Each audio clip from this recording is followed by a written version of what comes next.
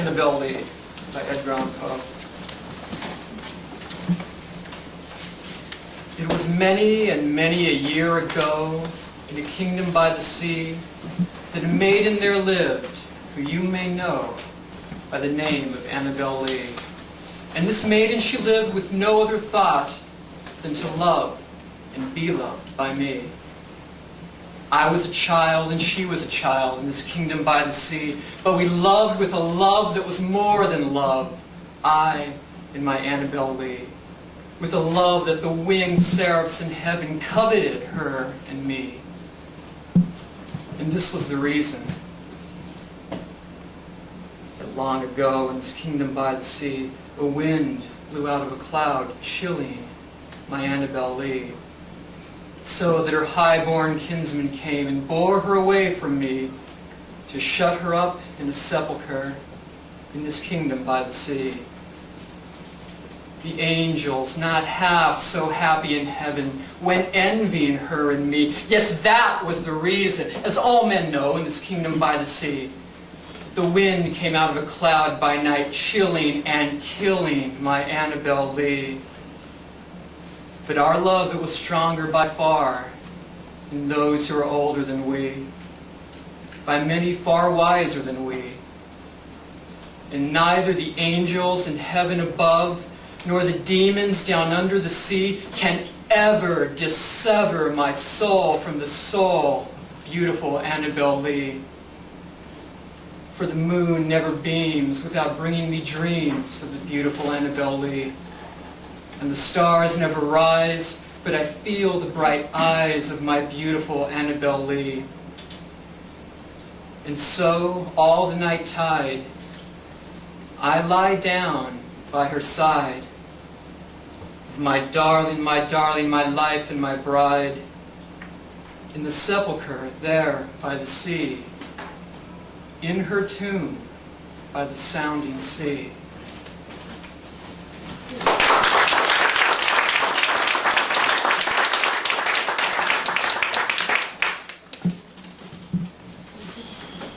Two short poems, the first by Emily Dickinson.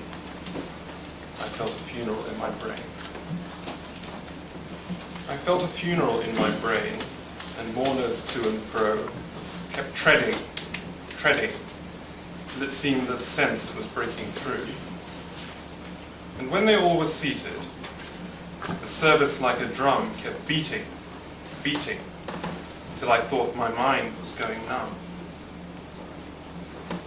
And then I heard them lift a box and creak across my soul with those same boots of lead again. Then space began to toll as all the heavens were a bell and being but an ear, and I and silence some strange race, wrecked, solitary here. Remembrance by Emily Bronte. Cold in the earth, and the deep snow piled above thee. Far, far removed, cold in the dreary grave. Have I forgot my only love to love thee, severed at last by time's all-severing wave? Now, when alone, do my thoughts no longer hover over the mountains on that northern shore, resting their wings where heath and fern leaves cover thy noble heart for ever, evermore? Cold in the earth, and 15 wild Decembers from those brown hills have melted into spring. Faithful indeed is the spirit that remembers after such years of change and suffering. Sweet love of youth, forgive if I forget thee, while the world's tide is bearing me along. Other desires and other hopes beset me, hopes which obscure but cannot do thee wrong. No later light has lightened up my heaven, no second morn has ever shone for me. All my life's bliss from thy dear life was given. All my life's bliss is in the grave with thee. when the days of golden dreams had perished, and even despair was powerless to destroy, then did I learn how existence could be cherished, strengthened and fed without the aid of joy. Then did I check the tears of useless passion, weaned my young soul from yearning after thine, sternly denied its burning wish to hasten down to a tomb already more than mine. And even yet, I dare not let it languish, dare not indulge in memory's rapturous pain. Once drinking deep of that divinest anguish, how could I seek the empty world again?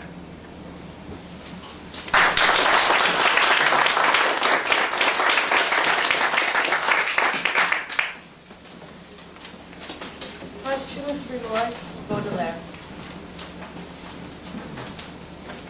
When you sleep, when you must sleep, dark woman I crave, below a monument made of black marble, and when you'll have no other manor or arbor than a rainy cave and a hollow grave, when the stone oppressing your timid breast and your sides, once nonchalantly beguiling, will keep your heart from beating and requiring, and force your adventurous feet to rest.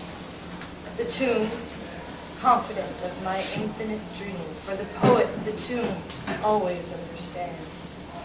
During these grand nights when sleep is banished, will say, what if you served in perfect courtesan, never to have known what the dead cried for? And the worm will gnaw your skin like remorse.